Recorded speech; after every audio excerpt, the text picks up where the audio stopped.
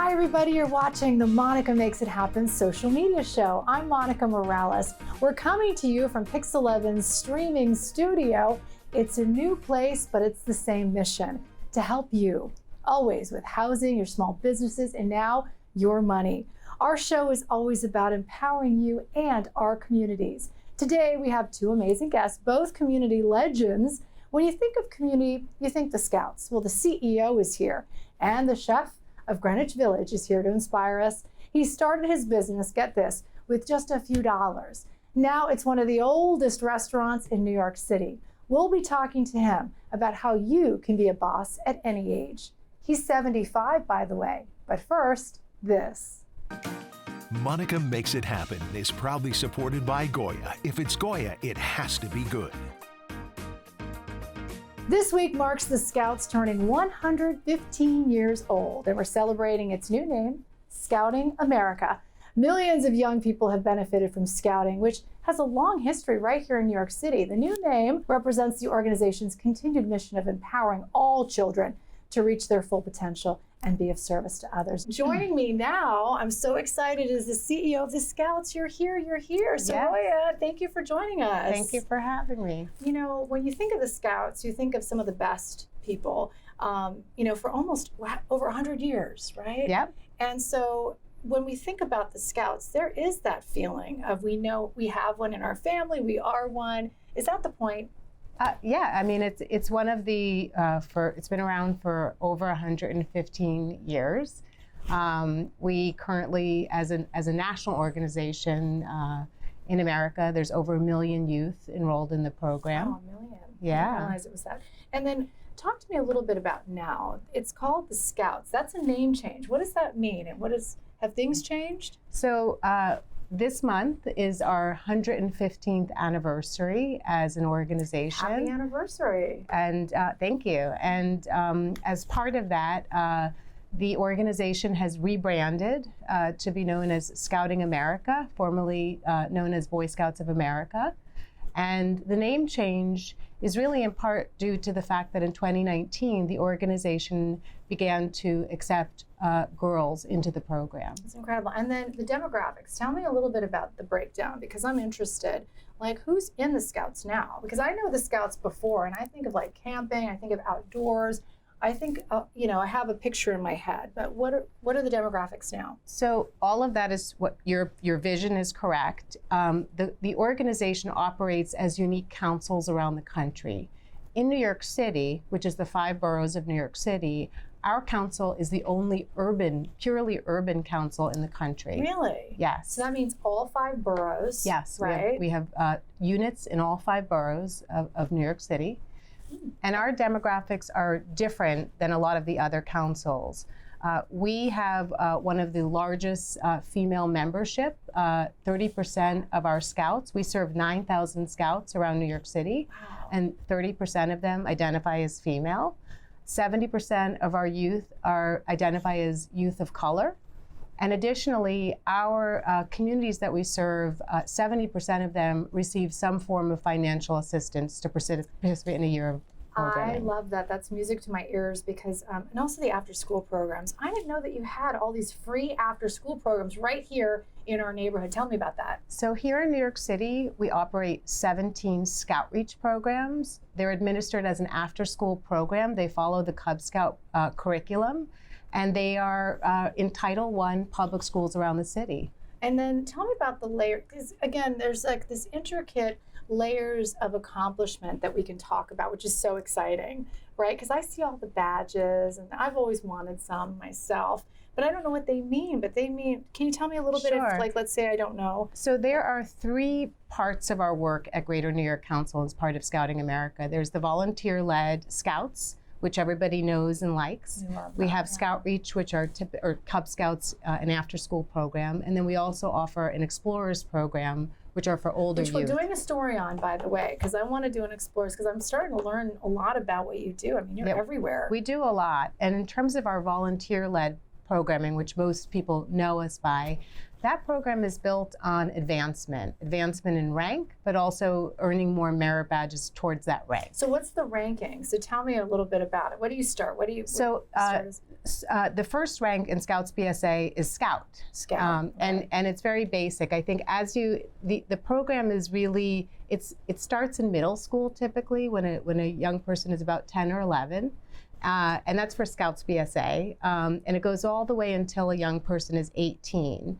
And it culminates, if a young person finishes the program, they get the highest rank, which is Eagle Scout. Oh, so that's the highest you can get. So Yes. what a great segue, because, well, we have an Eagle here. We have one of the highest ranking. Yes, we do. And she is a Fiona's female here. Eagle Scout. Fiona's here. Fiona, I'm so excited that you're here. First of all, how old are you? I'm 17 years old. 17 years young. I'm just a few years older. Okay. But what I'm so excited about is that you're an Eagle, and I'm starting to understand you must have done a lot to become an Eagle. Tell me about that. Yeah, so there are a few steps, right? And as Mr. Roy was saying earlier, right, you start off with the Scout rank, which is generally involved in getting to know the program. It's with citizenship as well, and learning about the different symbols of our country. Then you go into Tenderfoot rank, where you're learning a lot more of the outdoor skills, as well as some more citizenship and life skills. Then you continue that in first and second class. Flip those. But and then there's Star, Life, and Eagle. And so these three ranks are more focused on the leadership that you give in scouting, as well as in your community. And you learn a lot of other skills, right? So you come into the program. At least I came into the program because I was interested in camping, which I'd never done before as someone who grew up in New York City. But I stayed because there were all these awesome merit badge opportunities where I was able to learn things about the arts. I was able to learn about the outdoors. I was also able to learn about a lot of scientific fields, which was something that I had never gotten to do before.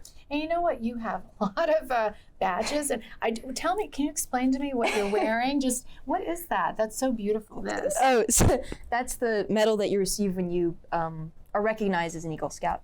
So there's a little eagle on it, you know, yeah. some red, white, and blue. So that's what you receive when you get that. And there's a beautiful eagle there. And I always think fly like an eagle. I talked to my dad about it, and he'd always say fly over all the problems and everything else. Is that kind of why you chose the eagle? Of course, it's America. We love America. But I mean, tell me about the eagle. Why the eagle? You think? Is there a reason?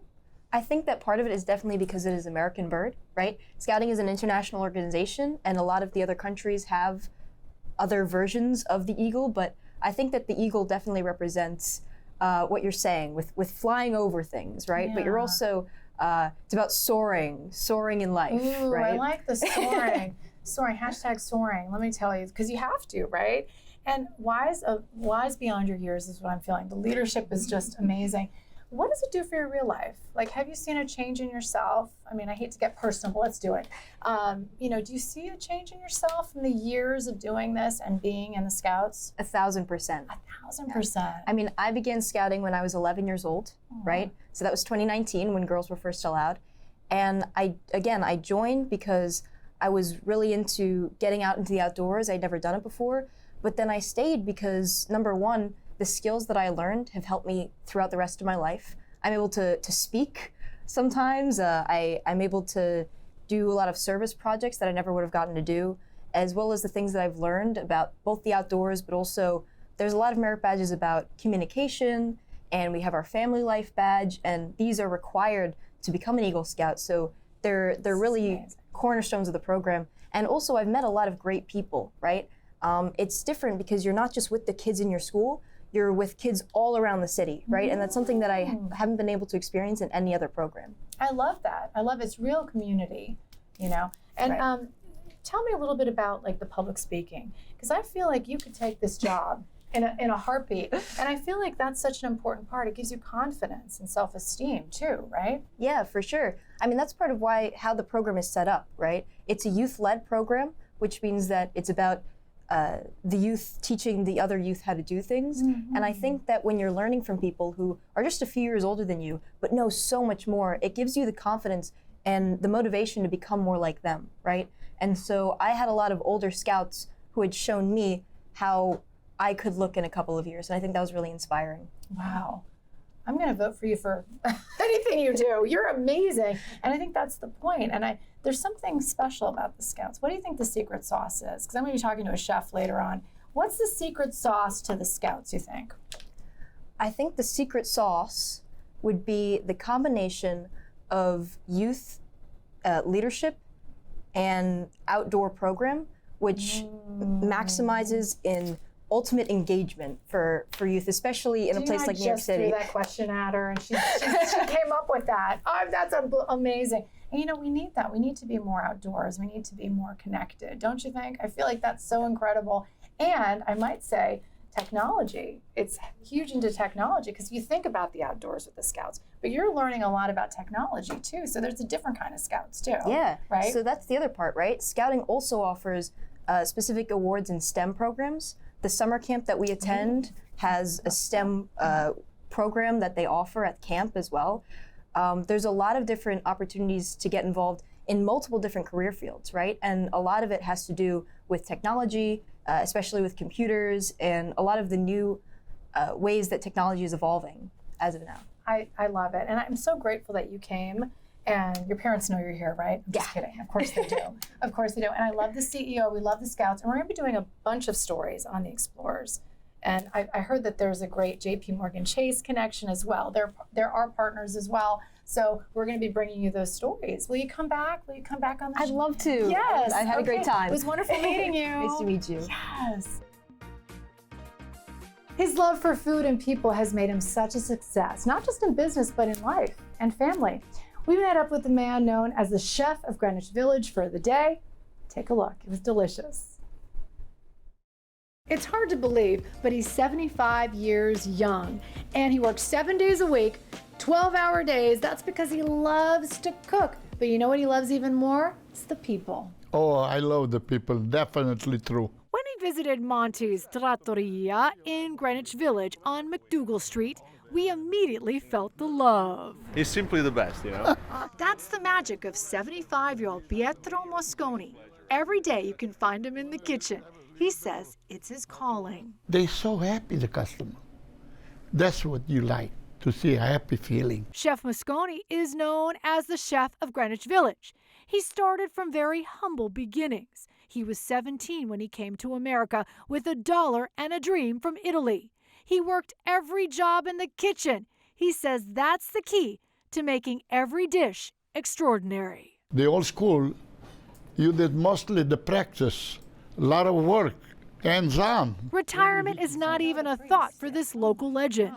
Mosconi loves his customers like family. Some of them are pretty famous. There are no VIPs here. The restaurant business is very important. It's almost like a show business. When you keep everybody happy, everything goes so smooth and nice. It hasn't always been easy. The village has changed. Mosconi had a heart attack and open-heart surgery. The one thing that saved him, he says, was his food. In less than 2 minutes, he whipped up the best pasta I ever had. I need a bib. I'll make it for you. Did we mention while he's cooking, he's also dancing? His grandkids call it the no-no dance. He tried to show me the moves. The secret sauce to his success is hard work. Look how young I was. He's sharing his secrets in a book called, appropriately enough, The Chef of Greenwich Village. His advice to making life delicious? Don't be afraid, you could do what I did. Believe me, you got to believe in yourself, and I enjoy every minute. Yeah, me too. And if you want the book, you want more information on this amazing chef, just go to Monica Morales TV on all of our social media platforms, and we'll link you there. In Greenwich Village, Monica Morales, Pix 11 News. Thank you so much. I love you so much. You're welcome. Mwah. Grazie mille. Let's eat. All right, so he's in our studios. Can I have some music, please? Okay, va bene. What's your favorite song again? Oh, the Felicità. Okay, we got to play Albano and I gotta Romina find that. Power. I wish I had a button here. Yeah, I know. I'm a DJ too. So we got so much response from the story on Instagram. And of Thank course, you. your daughter is an Instagram social media sensation. She loves it. But she's the reason why we found out about you in the first place. She's like Yes. your agent. But when I arrived, this is why I love the social media show. When I arrived, you were like the mayor of Greenwich Village, okay? Everyone came out, like, they're like, what's going on? What's Pietro doing? And I'm like, how does everyone know you? But you've just been, what's happening is that through food, see, that's the key. Yes. Through food, you have become a local legend. Yes, I did. Lots of time That's how I get to meet lots of people from different parts of the globe. And you know what I love is that it's not just, everyday people. He's met the Pope, Yeah. presidents, every mayor, Yeah, the mayor is a all the lot. mayors. So Cardinal of New York. I know, and so what I think is fun is that you probably have all these stories. We weren't able to say anything in this because the TV we can only do 2 minutes, okay, and the show is what 30 minutes. But this we can tell some of the good stuff. But I want you to watch our podcast because he's going to be in a podcast. We're going to dish on a lot of different stories, especially the business angle because he's a very smart businessman. You are. And you came here with what, $2 to your Oh name my from God. Italy. I came here because my dad bought the ticket for me for the Michelangelo ship. And my first year wasn't easy because I was very close to the mama. Yeah. And missing her was, to me, a little bit strange. Yeah. So, Because you were 17. yeah. So me and my father, somehow we started. And one older lady said, I know how to get you working. I'm going to take you to this employment agency. It's got a lot of potential jobs. And they would write down the address, and I would have to take the subway to the Bronx, to Queens, to different parts. Yeah. So it wasn't easy. And I worked so hard in these places because I start from the bottom. Yeah. And what I love is about your story is you said you did every job. Me too. I did every job. Oh, yeah, everything. definitely. You got to do all of it. Yes. And so then you know how to do everything. Because if you say no, you make yourself look bad. Exactly. You got to say yes. I got to say yes. You got to so say I yes. did. But a lot of people say no. I'm going to be honest with you. A lot of people say no. And you have to work past that, right? You just got to say, I say yes to everything too. I always say yes. So now we're going to have people reaching out to me. Thank They're you. like, you've got to say yes now. Yeah. But it's true. Why not say yes? And I noticed that about and we've been having a lot of billionaires on my show. The billionaires that I talk to, it's the same philosophy. Now, let's just say you're very wealthy. You've done very well. You too have the same philosophy. The humility, the never saying no, never giving up. Never, is it never, ever, ever? How many evers give up? Never, ever, ever, ever, ever give up. Attitude. That's what you have. Well, I had a very good lesson because my father served in World War II. He got taken as a prisoner of war from the American. They bring him to England from Sicily. And my dad always remind me, he said, don't judge people if you don't know. Take your time to judge people. Because I had good people all over the place, including Sicily, and then when my dad went to England, they took him to England in a camp, he made so many friends there that he loved England so much. I needed that. See, this is the old school lessons that I'm telling you about. You need to have a second book. He has a first book, which we're going to show, the cookbook. So, Joe, we're going to need to show the cookbook when you can, because we need to promote this on Amazon, Barnes and Noble. You can get it everywhere, but it's called The Chef of Greenwich Village, and it's a beautiful cookbook. But you need to do a second book, if I could say. Well, the second book will be so much more for my daughter, because she liked to do the book. I love that. That is more like watch your weight. She's so fit. The woman. Oh my God. She's like, well, now everyone's going to say where we got to find her. So I'll link you to her on the Instagram so that you guys can find her. But let's talk about Al Pacino. So Al Pacino, what does he eat? You cook for Al Pacino. Well, going back many years ago, Al Pacino did a movie on what's called the place Figaro, on the corner of Bleecker Street and McDougal. Yeah. So me from far away, I would see him being like. Is he as handsome as he is on? He's nice. He's real. And As a matter of fact, years ago, he used to love to play a little bit of football, and he would play football with some people that he knew right in the street. Right there in this. Oh my God, in McDougal Street. Yeah. Oh, and you know what? You have lasted while other restaurants have. What do you think the secret sauce is to you? What's the secret sauce? Never be afraid to take on responsibility. And don't let everything say, oh, Joe is going to do it. Be involved. And when you're... Uh-oh, are you telling me I'm giving Joe too much to do? Is that what you're trying to say? Joe does everything here, my producer. Oh, man. Oh, okay, well, you know what? I get that. I totally get that. That is such a good, and that's the old school values that we're going to be talking about on our podcast, graphic up here. This is the podcast that drops every Friday. Thank you, Joe, my incredible producer, who's going to have a leading role in this show, I hope, to add. I want you to comment. You guys comment, and I'm going to read your comments in the next show. So if you comment and you tell us something, I'm going to put it on social media, and we're going to use it in the podcast, okay? So start talking to me, start saying what you think, and I can't wait. They're going to say some pretty bad stuff, I'm sure.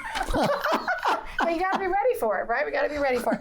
Thank you so much. You're welcome. And you know you're not going anywhere because we're going to have you on our podcast. If you want more from our incredible chef of Greenwich Village, again, he has a book out right now on Amazon. It is beautiful. It has all of his secrets. I can't believe you put the secrets in there. I think your daughter was like, he's not going to tell me. I don't know how she got it. He didn't want to do it, but he did it. And it's all in the pages of this book. So you have to get it. It is, again, on Amazon and, of course, Instagram. I'll link you all there on my Instagram at Monica Morales TV. But thank you again for joining us. As always, we're going to keep that conversation going, as always, on our new podcast. It's called Monica Makes Money Happen, thanks to JP Morgan Chase and, of course, a lot of other sponsors.